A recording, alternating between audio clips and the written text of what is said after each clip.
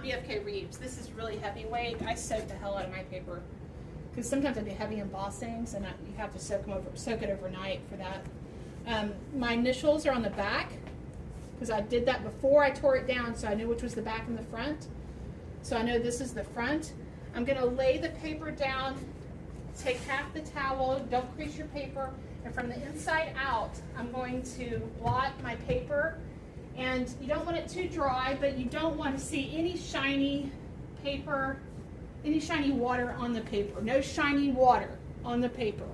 It's damp, but it's no shiny water on the paper because I don't want it to come out in the press, over the press. And so this standardizes the pressure. So this is called a pressure plate. And you need it face up, not face down. It's beveled. You can't ever send anything unbeveled through the press because it can damage the drum. This is the drum. This is the press bed. This is the pressure plate. It goes face up. And then you can lay your paper down within the tape area. Don't get this on the press bed because it can rust it. And you know, just don't ever add water to it. You just want to use it straight. And that's the citrus as well. This is the Color Transfer Citrus Soft. I have this cut straight, so I'm going to put it on the edge of my paper.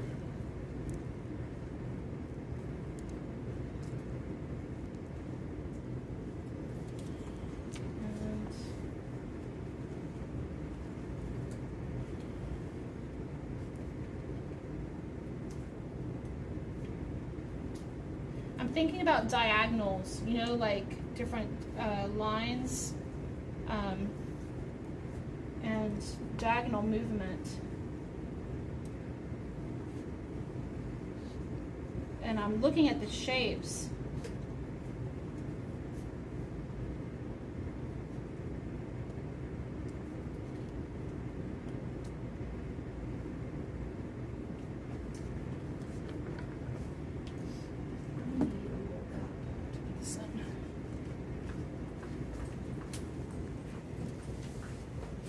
Layers, and don't go all the way to the edge because you'll get an oil ring around your object.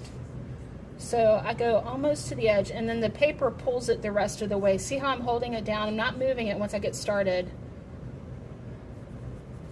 And you want like 3 thin layers. You don't want it to pull up. Don't let it pull up. Don't let it pull up into a shiny pool, or you'll lose your value. You'll lose your detail. You know what I mean? So 3 thin layers. Go ahead and get that wingtip for me. You have to put that. You have to put it on top of the paper in order to put the citrus on the back of it. Or can you... No, you need to do it just like I'm doing it right now. Exactly the same. Because it's already transferring. So you don't want to move it once you started. So I see how I'm kind of like holding it down, and then I'm going to leave it like that. You gotta work kind of fast. With bigger objects like this, let me show you. I tend to take 2 Q-tips like this.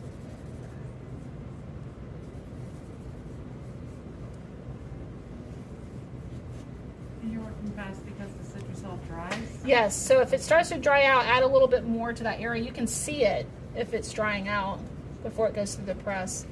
You can hand print this. There's demos on how to hand print it. We'll put that over it so it prints. So I'm on the pressure plate for pressure because I need that pressure. I'm gonna go over how to use the blankets in a minute when we print the relief. For time's sake.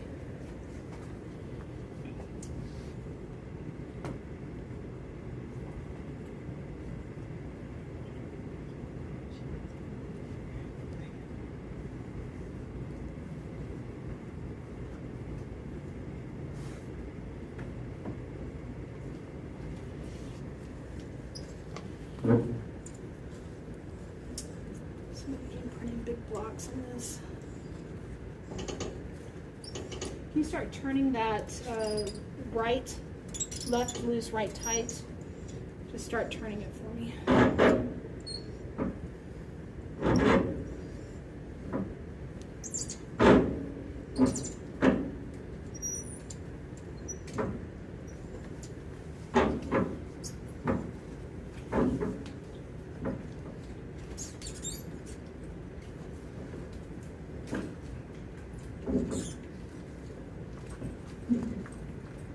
That's good. Thanks. I'm gonna go over this in a minute. The pressure. I'm just trying to get you through the process of color transfer real quick.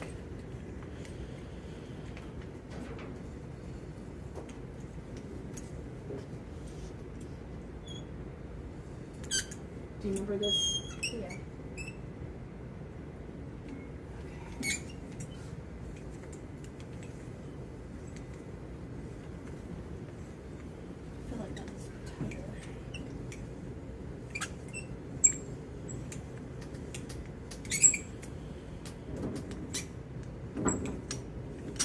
So first line is 3, the horizontal line. 1, 2, 3, point 0, 1, 2, 3. 3.3, and that's going to be your pressure with the pressure plate for color transfer. And yeah, I'm going to show you how to set it in a minute, but just write that down. 3.3 for color transfer only. That's the pressure plate and color transfer.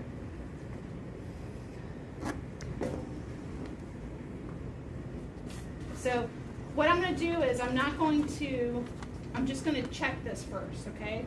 Because it's possible I could add more Citrussolve. I could run it through at a tighter pressure. Probably not, because that's a pretty tight pressure. But no, it printed, so I'm just checking one edge of it, okay? See? Everybody can look. Oh, wow. Mm. So I'm not going to move it though. I'm going to leave that down because now it's transferred. So it's done my transferring. See? That's nice. And everybody thinks it's like Christmas morning. It's like Merry Christmas. Color transfer. It's so awesome. Okay, so now I'm going to be really gentle with this, and now I'm going to do my next layer.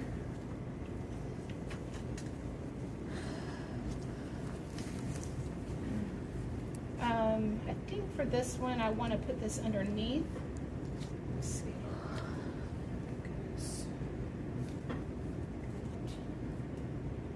So I'm going to hold this up. I'm going to put it back down. I'm going to make sure to Citrussolve underneath that guy there. And I'm not going to put it underneath the tree because I want the tree in front of it, right?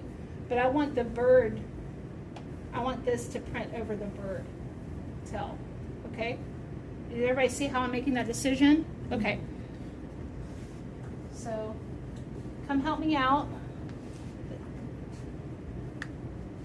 Do this little bird for me. Don't go all the way to the edge, go almost to the edge.